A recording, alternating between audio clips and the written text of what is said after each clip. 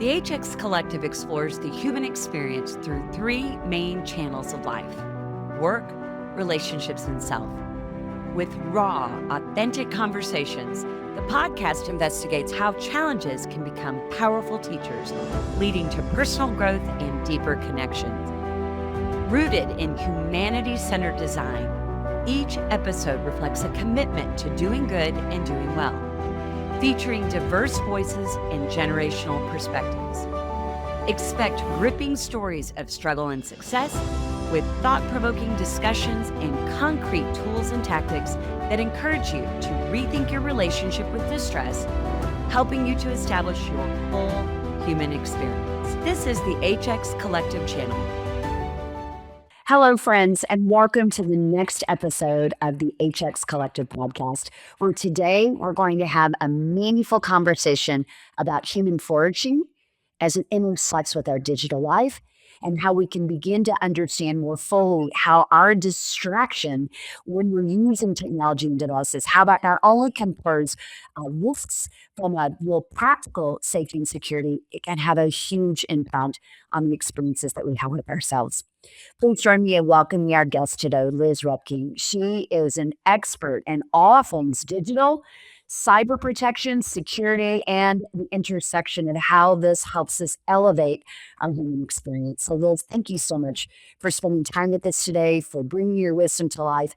You know, I had an opportunity to meet Liz so many years ago, actually as a part of the Moms Group. I led a Moms Group for 18 years, and we were in the midst of our cohort journey, and someone had said, you know what, we need great programming and we want to equip mothers in protecting their families and their children. You got to have Liz Repking come and talk about the relationship that our children and our families have with their digital lives and how we can be really attuned to the risks and the strategies to really help protect ourselves. But as time has moved on, Liz, I can tell you, while those were great pieces of insight as I was raising my teenage daughters and as they were becoming more attuned to the social media way of living, I can't tell you how much of an impact your insights and wisdom have brought to me.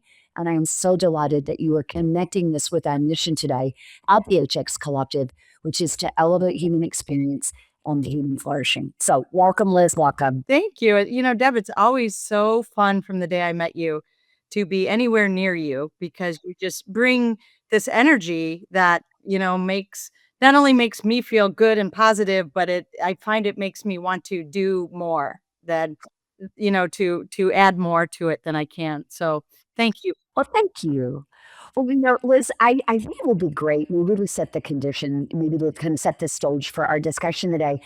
Tell us, our audience, a little bit about, you know, who you are, what you do, and ultimately some of the ways that you engage in the marketplace on a personal and professional level. So I am a native of Chicago. I've been here virtually all my life. I'm the youngest of 10 children. So that's what sort of gives me my, I would like to call it spunk. Other people might have a different term for it. And now, fast forwarding many, many years, I have raised 3 children of my own. I live in Wheaton. I started a business about 15 years ago around internet safety, focusing originally with parents, and then very, very quickly realized that students needed a lot stronger guidance as it relates to their social emotional life. So over the last 15 years, I built cyber safety consulting. We primarily work with schools just because that's where kids are, but we're not focused solely on schools. Like we worked with your mom's group. Do a lot of corporate events, anywhere where we can reach parents and or we can reach kids. Well, you know, you have with the psychosocial kind of emotional reactions that we have when we think about our solid lives. And, you know, so much of, I think, the evolution and why the HX Collective is such an important, I think, endeavor as we come together with experts like you is that we're here to equip our audience. We want our audience to walk away with really practical actions. And in some cases, it's awareness building. In other cases, it's like a sense of purpose and a sense of ideals. And what I hope will happen after each episode, and I'm confident today will not disappoint, is people have something that they can actually do. It's one thing to have awareness and know that there's a challenge or an opportunity, but it's another thing to know what to do. When you think about just the nature of your work, and you think about where cybersecurity, consulting, internet safety, and where about intersects with human flourishing. Help us bridge that. I think that would be a great place to start. Yeah, because I was this morning when I was running, which I do a lot of thinking when I run, and I do a lot of thinking when I take a shower. I don't think I'm alone in that, but those are like my think places. But I had looked at some of the communications we had in preparing for this and thinking through the human flourishing aspect, and it kind of hit me like a ton of bricks. So I'm going to talk a little bit about me, not to make this about me, but because I think I am your listener. How it impacts me, I think, is very similar, and that's the beauty of what I do with internet safety and awareness, is that when I might be talking to parents and I'm talking about kids, I know that the messaging is no different for parents. And when I present to students, I often tell them, like, look, this is not a you problem, this is an us problem. And yeah, I'm talking to students, but I have the same struggles. So, having said that, I think that it's timely that we're talking on January 9th, because for me, like a lot of people, when we turn that calendar over, it always puts me for a week before the new year and a week after, sort of in this mind space of we're taking inventory. Like, where am I at? How am I doing? And maybe it's the last year, but it's really a time that we think bigger than that. And so we look back, but then we look forward and say, where do I want to go? What do I want to be? And I don't know if it's the time of life that I look at it even more so than 20 years ago, but I've spent a lot of time the last couple weeks thinking about what am I doing? Where am I going? What do I want to be? If I died tomorrow, not that I'm dark in any way, what would someone stand up and say about me? And it has nothing to do with my success as a business person or how fast I can run a marathon. It really talks about who am I at my core. So I started thinking, like, I never have enough time. That's what I'm always feeling, like I'm always rushed. I'm always feel like I don't want to say I'm a dollar short, but I'm always a day late, whether it's personal things or professional. And I just feel like my most scarce commodity in my life is time, probably even more so than money is what I feel like I suffer from more. So I identified the what is the problem over these 2 weeks of reflection, but then I started thinking the why. Why do I not have enough time? I've raised 3 children. I've downsized my living situation. I should have plenty of time, back when we were all driving 3 and 4 carpools in one night. I don't do that anymore. So I started thinking, like, something is stealing my time. There's a thief in my life and I got to figure it out. And I thought about it and I thought, you know what? It didn't take me long. But for me, it's social media. And so I first started thinking about it as, wow, it steals a lot of time and it puts me in deficit both professionally and personally. And that was the time piece. But then it got me thinking even more. And I thought, you know, social media steals a lot more from me. It occasionally steals from my relationships. At dinner, I sit down on the couch with my partner, and I may not be totally interested in what he's looking at on TV, so I take out my phone and I start looking. So it can steal from us in our relationships, which is part of, I think, your mission. And then I also started thinking about what am I actually, what are the algorithms feeding me?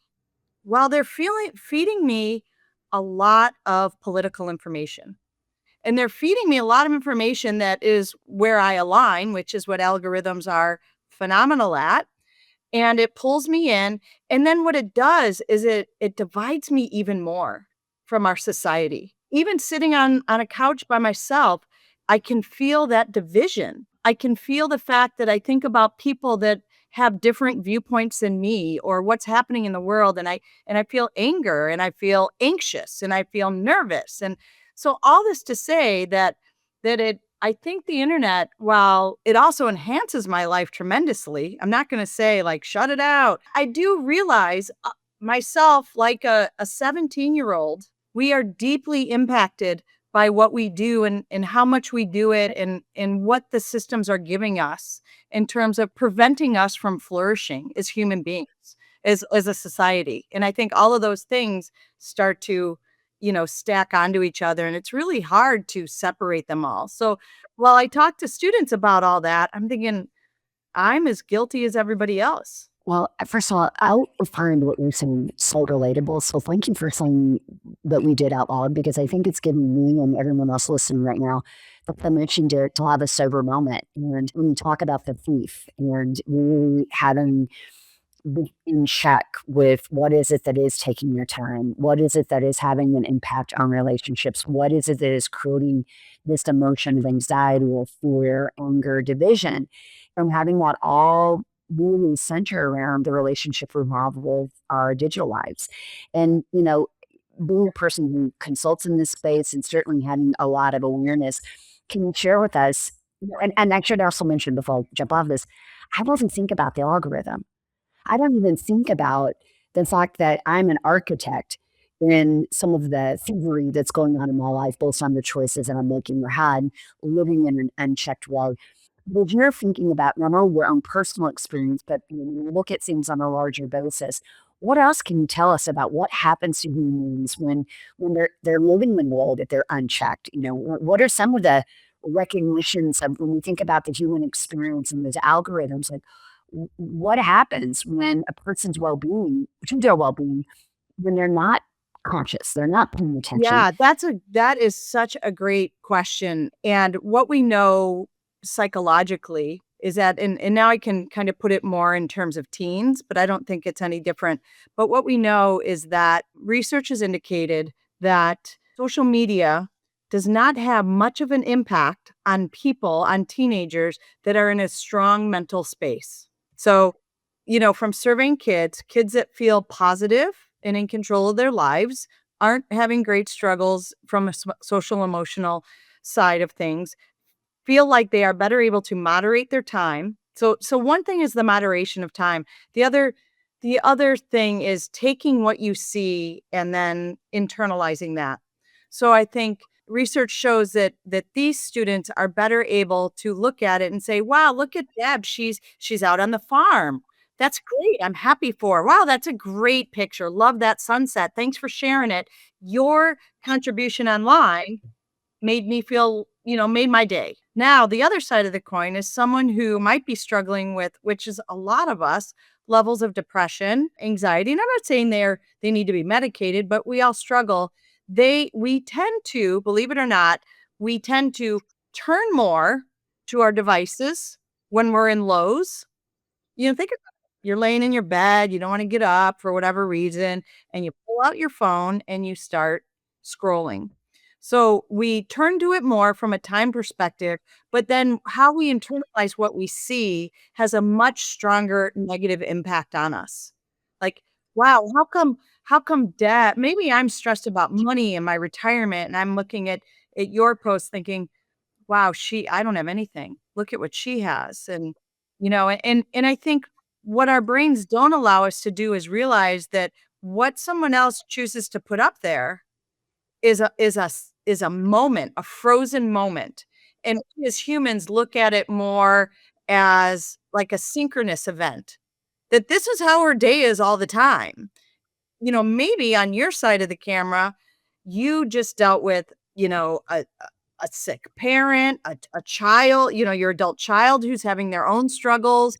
Maybe you're nervous about your own financial well-being, but for 10 seconds, you can smile and look great and put up a caption. And what I don't know is that maybe you took 47 selfies before you found one that you felt worthy. So I think we end up viewing everything sort of we're looking at moments in time, yet we're drawing analogies to people's entire lives.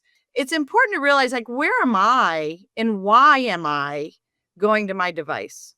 I will never ever tell anyone you need to get off of it. This is the worst thing that's ever happened to us. I think that technology is very much of a pendulum, right? So for every benefit that it is, every convenience it has given us, that's the pendulum swinging to the positive. It comes back and swings with a lot of threats. And I've really just spoken about kind of the small microcosm mental health and flourishing, but there's, this whole long list of other dangers that it all presents to all of us of any age. Yeah. I'm reminded of a quote when you're talking about, someone said that, social media presents the highlight reel that the observer looks as permanence. Like you see somebody's like very best moments in their very best situation, and their brains intuit that that's their whole lives, one highlight reel, and that dissonance that can come from that, from the pulse of comparison. You also talk a bit about the threats, and I think it's a great transition because you speak frequently. And I'm just going to say to anyone, Liz's contact information is going to be included in our show notes. She is phenomenal in bringing something that is so abstract to a place of real clarity and then a real place of concrete action. So I want to give that promo from personal experience. But knowing that you are often in front of students and you're often in front of parents and families, you have a real handle on the bad actors. You know where kind of the usual suspects are when it comes to cyber threats. And so when you think about some of the more critical things that children and adults can be exposed to, what are you seeing that we might want to be more keenly aware of? Not only is the time and that feeling of social and emotional, but there are some more practical threats that we are encountering. And we won't even know it. What can you share with us? There's far too many of them, but the two that I would like to highlight now is one is it relates to, tweens and teens, which is this idea of sextortion. The number one threat to males in our country between the ages of 12 and 17. So it's interesting because your reaction is very similar to every parent in a room of 100 parents or in a assembly hall of 300 students. I'll ask them, how many of you have heard of the term sextortion? And you'll get 1% of people raising their hands. And there's a huge disconnect. Like if this is the number one threat to young men and no one knows about it, we've got a problem there. We're seeing suicide rates go up, especially for boys. We're seeing them going up faster for males than females. And one of the direct reasons is the idea of sextortion. So sextortion is, I talk a lot about predators in my presentation. And when I talk about predators, I think people naturally think about a very traditional scenario where an older man, older being, 30s, 40s, 20s, 30s, 40s, whatever it is, predator, bad actor, misrepresents who he is online to a girl and builds a fake relationship with the idea of luring her out physically to abduct her, victimize her is the best way to. So I'll tell a big, long story to students just to sort of give them an image of how this works. So one thing I do with parents and students is that I do a lot of storytelling for two reasons. One is that you used the word already. You said these are really abstract concepts. And for adults, we're better at taking abstract concepts and understanding them. But for students, that's horrible. And, we all as parents have launched into great conversations, some of our best parenting moments to our kids, and they sit there and they go, mhm. Yeah. And they're listening, but it's like the words are just all over because they just don't have life experiences to anchor them.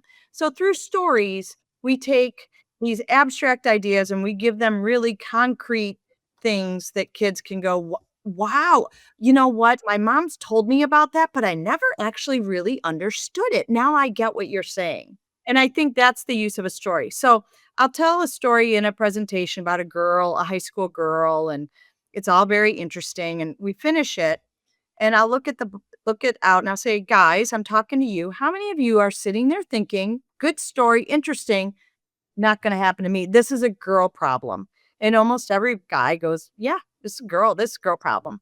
And I'm like, then I talk about sextortion. So it's kind of the same idea where you meet someone online. They misrepresent who they are. So in this instance of sextortion, it'll happen on a gaming platform because predators go where their victims are, and that's gaming platforms. The gaming world also is set up 100% in the advantage of perpetrators. They can be anyone they want.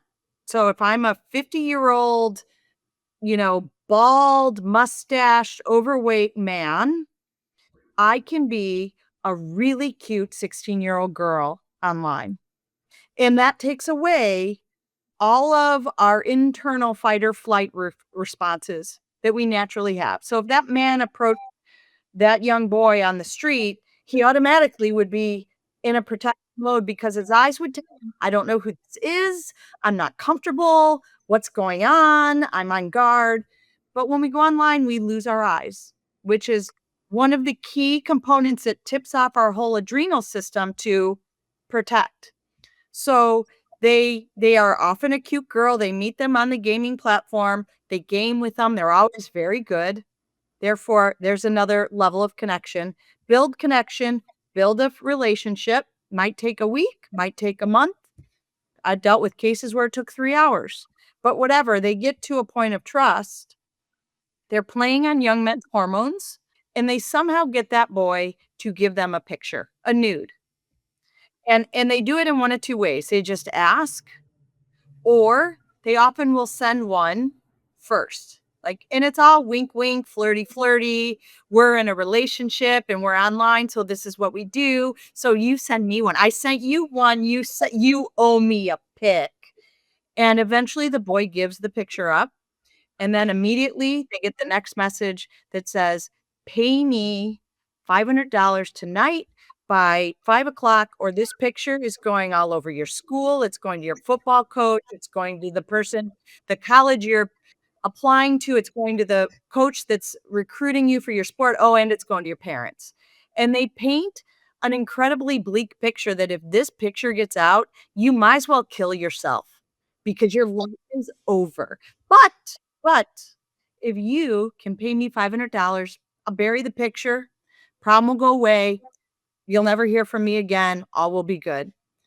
And kids often find that money, send it, sit back and go, whew, that again dodged a bullet. And the next day, guess what?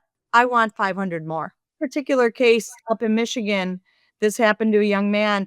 The girl asked for the picture. The next day, he got a message from the dad saying, I saw what you sent my daughter. It's illegal. I'll go to the police. I'll go to your school. I'll do this. I'll do that. Your life is over. Send me the money. He sent the money. Then the next day he came back for more. And that's when the young man realized this isn't going to stop. I have no more money, but even if I did and I gave it, there's just going to be another request. And he died by suicide that night. So I see what happens. I mean, we all know as adults, like we've had things happen in our lives where at the moment we thought it was awful, that it was unrecoverable. And then, I mean, Deb, how many times have you looked back and thought, what was it? We got through, it actually worked out for the best. And certainly things are tough and can throw wrenches into especially a young person's life. But I tell the kids all the time, like, don't panic. When you panic, you short circuit your thinking and you make very, very impulsive, dramatic, desperate decisions that can't be undone. Stop what you're doing, go to an adult in your life and get some help and that sort of thing. So sextortion is a really big thing. The people doing it often aren't even in the United States. They're usually organized rings where they are just they're grooming, hundreds of kids at the same time. And they're just looking for $200 here, $400 there, $200 here. And it's just a numbers game.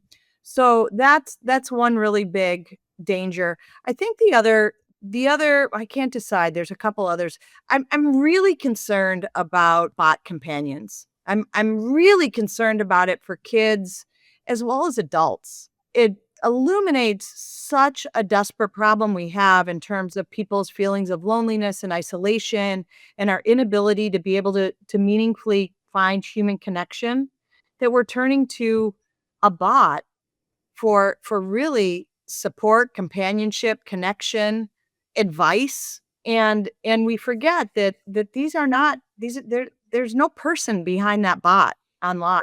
It's all machine learning, and the machine learning is done in order to lure you and keep you coming. So I don't know. We almost probably everybody that would listen at least uses Chat GPT. I don't know if you've ever noticed this, but when you put something in like I'll say, how is this email sound? Take notice that it almost always initiates a response with a positive comment. This is really good, but we could tighten it up a little bit. How does this sound? So it's the bot is programmed to draw us in and really build that connection just through real simple things like, "That's a great question. Thanks for asking. Here's what I think." So that's another issue. And then I think from an adult perspective, my other real big concern is misinformation and the ability to share information so quickly. There's no one verifying anything.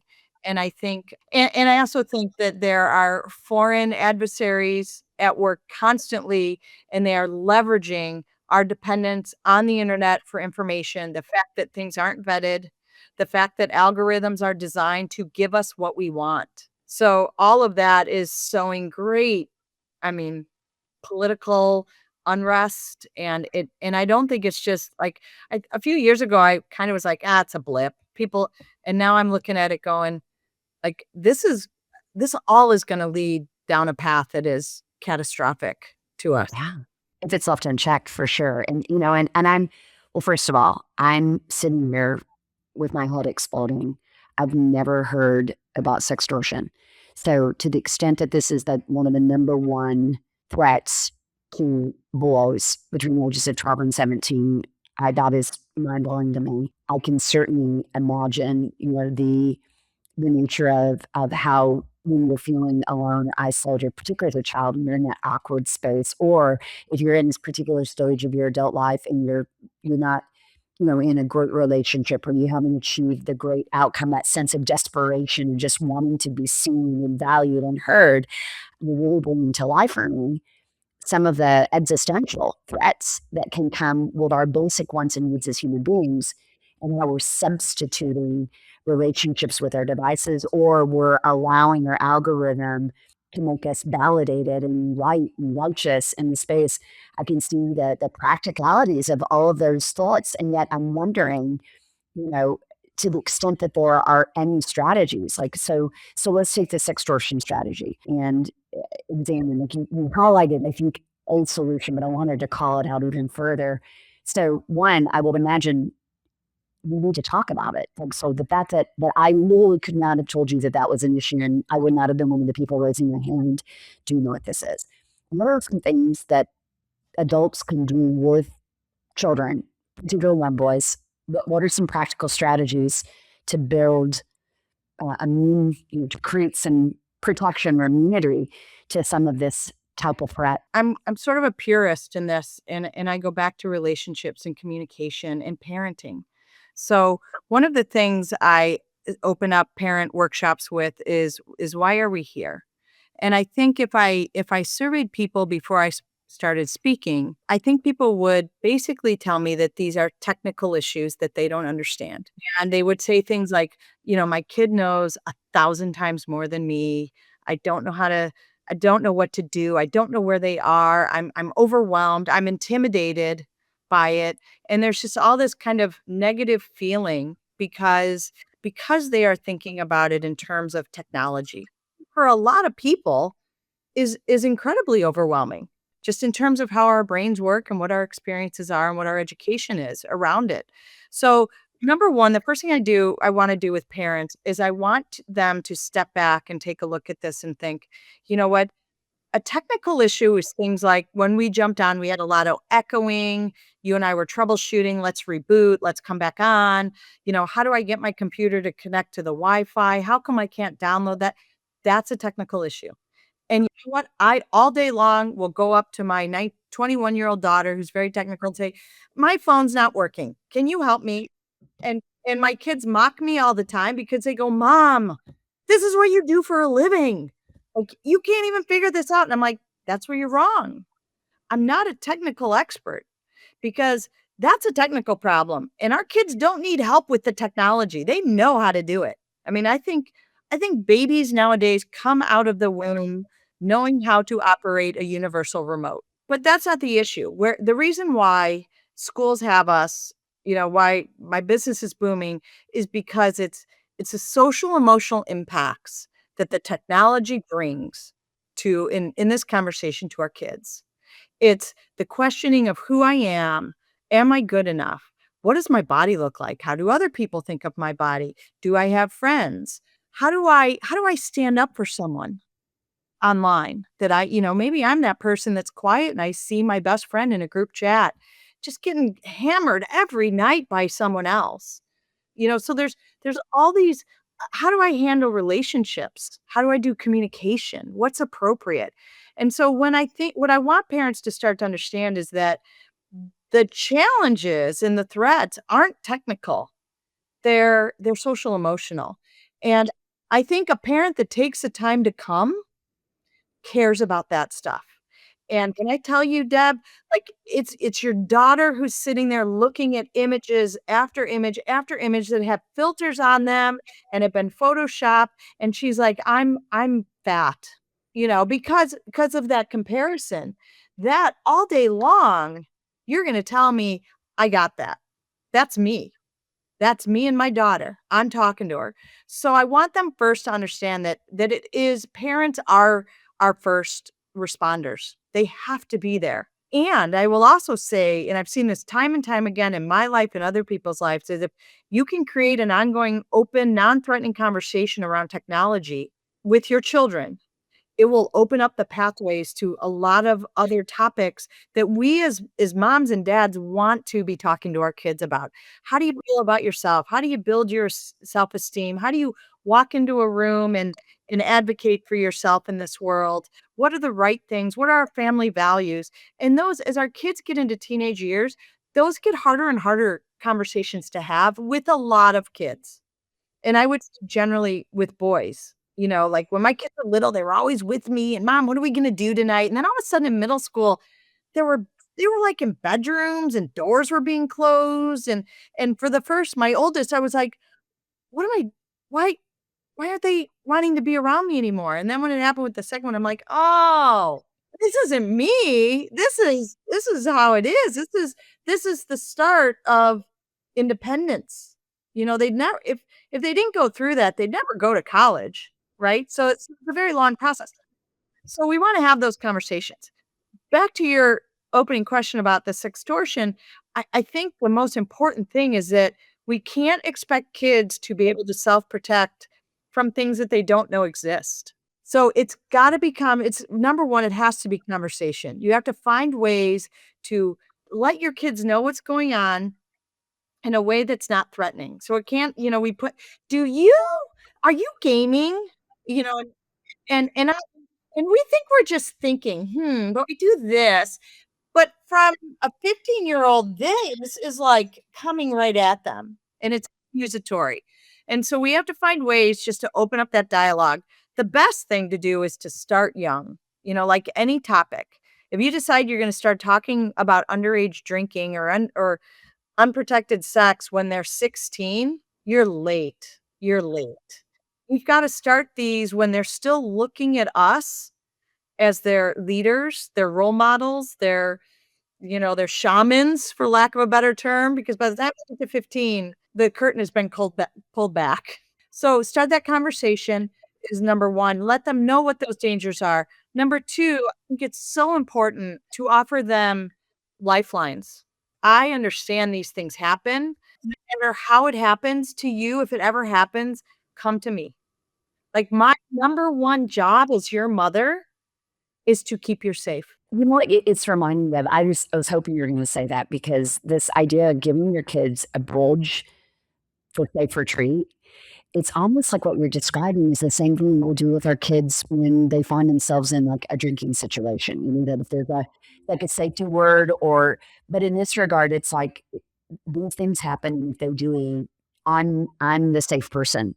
I want you can come to me without the judgment so that I can help you process this and know what we're going to do about it. And I'm imagining just that safe invitation, the probability it could be acted on versus the spiral of trying to take the matter in your own hands. I imagine that would literally save lives. Yeah, a year ago in the wintertime, I had this I told you the story about the young man who thought he was dating a girl, sent the picture, the dad reached out to him. There was no dad, there was no girl. as you could imagine. He died by suicide. I was brought in from a media perspective to comment on that. 10 days later, I got a similar call from a media outlet about a similar situation in Ohio. A boy met on a Saturday morning. He was gaming and he was died by suicide by 4 o'clock that afternoon. That's how quickly it happened. He kept saying, "No, I don't want to give you a picture. I don't want." And they, come on, what's wrong with you? We're just having fun. Send us a picture. We'll send you one. And he did. And then the request for money came. And so then a week later now, I get a third call at 8 o'clock in the morning. And it's a mom. And her voice is cracking and shaking. And she said, I found you. Tell me what's going on. My 17-year-old son came to me at 2 a.m. last night. And I said, okay. And he told me that he sent some nude photos. And she was horrified to even tell me that. And I'm like, okay, you're not alone. And she said, and now they want money from him. And he's so panicked. And I said, "Well, first thing I wanna tell you is you're really lucky." And she almost got mad, and she's like, "Why would you say that?" And I said, "Because your son's alive. This is the 3rd call I've gotten in 4 weeks, and your son is the only one that's still alive. So you Mom, you are doing something right because he came to you. He didn't feel like he was trapped with no options." So so you've gotta continually nurture that, and the thing about it is that we as parents don't realize that we are setting precedent every time we interact with them, every time we encounter a problem, and how we handle that very first problem in 7th or 8th grade, like that first real, I don't say adult problem, but, more than, they misspoke to you or something ridiculous. We are setting precedent for the bigger problems. It's someone I can turn to. How do they react when I'm hurting? What do they do if I do make a mistake? How do they help me? If they belittle me and they shame me and make me feel like a failure, you can bet I'm not coming back again, which takes away literally our children's greatest resource for safety. So critical. One, there's so many practical takeaways, and to the extent that anybody is guessing why I have Liz on this conversation and connecting, how cyber and digital life connects deeply with relationships and psychosocial and well-being. The case in point. Before we wrap to those conversations, I do want to shift gears because I think it gets to this idea of companionship with bots and also with misinformation and just sort of how those things can really be affected. And I want to talk a moment just about our digital time with screens and how those things have a real outcome can have a real negative outcome on human flourishing. But I also know that if we have a system or a set of disciplines, it can have a very positive effect. What can you tell us about how do we inoculate ourselves, if you will? Is there a time limit? Are there practical strategies for how and where we're using devices? I mean, I think it would be really helpful to our audience to begin to understand, like, how can I, what positive things could I be doing that may help create a barrier fence to susceptibility to bot relationships or misinformation or other negative outcomes? Well, I think number 1, I would encourage people to periodically take inventory of how am I doing? Like, how do I feel about my use? And not only my time, but where am I spending my time online? Is it additive to my life? So, like, every morning I like to get up and I like to read a snapshot of the news. Um, and I like to do puzzles. That's kind of what I do with a cup of coffee. And as I take inventory, that's fine. That's the first hour of my day. I get up pretty early, no problem. But does that hour become 2 hours? Now am I starting to cut into the time I like to run, which I do, and then all of a sudden I put my system into kind of crisis mode. I'm short on time. I got a call with Deb at 2. I wanted to work out for an hour. I'm down to 45 minutes. Like, there's a lot for me, there's a lot of kind of bantering, and that takes so much mental energy. So for me, it was for the year I sort of took inventory and said, I've got to get control. I've got to pull it back, rein it in. I think that's important from just working in our own space. In terms of our relationships, especially those closest to you. I don't think there's anything more valuable than having dialogue about how is this impacting us? No problems? Great. Short conversation. With my partner, I said to him early on, when we're having dinner, you just kind of have it right there. And when it beeps, or even if the sound's not on, it lights up, and we're in a conversation talking like this, and then all of a sudden you're like, you just look, what we don't understand is that there is a unspoken message delivered to that other person in this loving relationship of there might be something more important than what you're telling me right in this moment. So I'm going to check it. And oftentimes we as a society don't do the basics of saying, what, Deb, could you excuse me for a minute? I just want to see we need to seek some permission to be rude to someone. So, I think it's really beneficial to flourish in your relationships if you can set up some basic ground rules. And when I say this, none of this to be controlling or stifling. They're guidelines. So 90% of the time, now certainly he might say to me one night, "You know what? I'm waiting for a text from someone about a meeting tomorrow." No problem. What he told me is, "I see you, Liz. You're important to me. And I want to let you know that, but I might have an interrupt." No problem. I mean, I care for you. I want you to manage things. Same thing with our kids. And what I think we forget, especially when our kids are growing up still, is that we model it. So if they get in the car from high school and they they whip out their phone and they're like, all they ever do is take out their phone.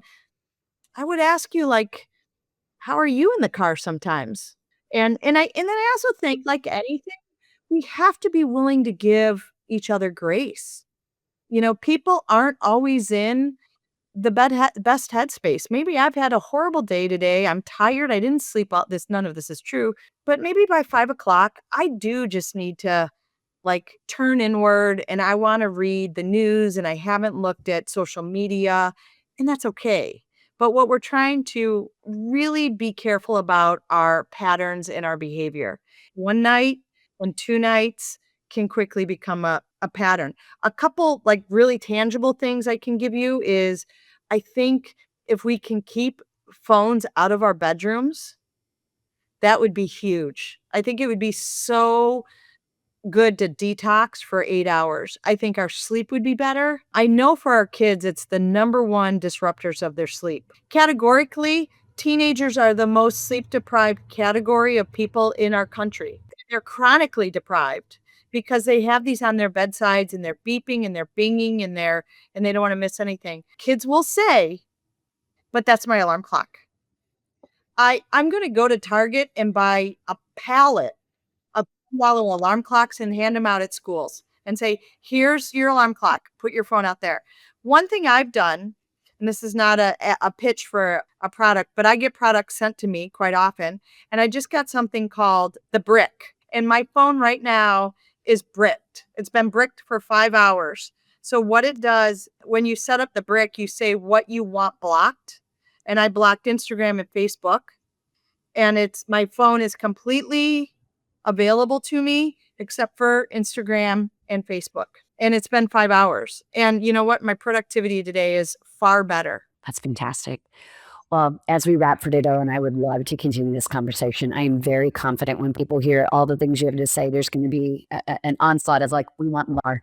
But as we wrap for it out, we've given us two really good practical solutions. I'm going to ask for a third. I will solve 3 actions in 30 ways. So action number 1 is I really think the idea of taking inventory and being really mindful and checking your screen time and really examining not only what am I using my phone, but where am I going with it. I love the second suggestion around putting in some practical ground rules or mechanism, inoculate yourself, whether it's phones out of the room, setting expectations with your loved one that you're expecting something, from a text. Brick, I'm really happy to hear that. Is there a third action that you think people could take that could have a really meaningful impact on the relationship they have digitally and the relationship that they have with their lives and their human experience? Any other final suggestions? One of the things that's important to me is not to be negative about all of this. And it's hard not to because there's so many dangers. So I would challenge people to use the connectivity that this gives us to do something positive. So one of the things I try and do, it's so easy to send someone a message. So think of that person, whether they're near and dear to you or they're a friend that you don't talk to very often, or I try almost every day to send one unprompted, like I'm not responding to anyone, question or not question, but comment like, hey, I'm thinking of you. Or I saw this video, or look at this cute puppy. I know you love puppies. Here it is. Because what is better than opening up your phone and seeing a message from someone you haven't heard from that says, hey, I was just thinking about you and I hope you have a great day. And this, I mean, I like to try and write hand notes, but the reality is I don't, because I have to find the paper and I have to write it and I have to find an address for someone that I never asked, and I don't have a stamp, and then I have to get it to a post office. But this is immediate and it's easy and it's 10 seconds and I'm done. So I love that. Personally, like something we could just do for ourselves is I would encourage people to find a window of time where they could do a detox, maybe a day, maybe a weekend, maybe a week. And detox, you can mold that the way you want. I don't think it's realistic to say, turn off your phone, put it in a drawer and don't touch it for 3 days. Because for most of us, this is our phone. This is like our phone. Or like for me, I wouldn't want to do that with my kids. Or directions, driving somewhere. But I could kind of limit everything. I could silence it when I'm at home. I could take a social media gaming detox for a weekend. And really and I get kids to do this because I want them to see we don't know what we don't know until we know it. So sometimes when people detox or they put it away for a weekend or a night or whatever their amount of time is, they go, oh, wow. Gosh, I forgot that I really like to read books. They talk to people. We are isolating in our own homes. Like this loneliness isn't always a physical loneliness. It's kind of this emotional loneliness. And a lot of it is our devices. So powerful. I always think of that as the elimination diet. And I think what's embedded in what you're suggesting was that when you're in that space of the detox, to do that as a community activity, whether it's with your significant other, your spouse, or within the context of your family that we're having a shared experience. We really don't know how allergic we are to something until sometimes when we eliminate that thing from our diet. So I do it. I'll say one more thing. I do it when I'm in a classroom for like 3 days. We do a screen tracking, and I give the paper them the first day. I ask them to track their screens, and I do everything I can not to create any shame, blame. I just say, just track it. I'm not judging it. I'm not your mother. I don't care. Come in tomorrow. They give me their time, and I offer them a challenge. You were on 4 hours. Can you cut tonight to 3 hours? And I make it very manageable. They come in the next day. How was it? Yeah, I did it. What'd you do? And I'll go through a whole classroom. What'd you do with that extra hour? I played Monopoly with my sister. I walked the dog. I helped my mom with dinner. How was that? It was fun. And so at the end of the 3 days, I can look at the class and I'll say, what was the overreaching theme? We spend time with people when we log off. that's powerful. Well, what a great way. It is so powerful. Well, Liz, thank you so much for being with us and for sharing this conversation. I cannot wait to pick this up with you again. And I can tell you that the wisdom you've imparted upon us really is true to the HX collective mission. We're united to elevate human flourishing, and every single aspect that you've highlighted will help us at work. It'll help us in relationships. And most importantly, it's going to help us with ourselves. So thank you, my friend. Can't wait for our next opportunity to connect. Thanks for being here. If today's conversation sparked something in you, we hope you'll carry it forward with curiosity, compassion, and courage.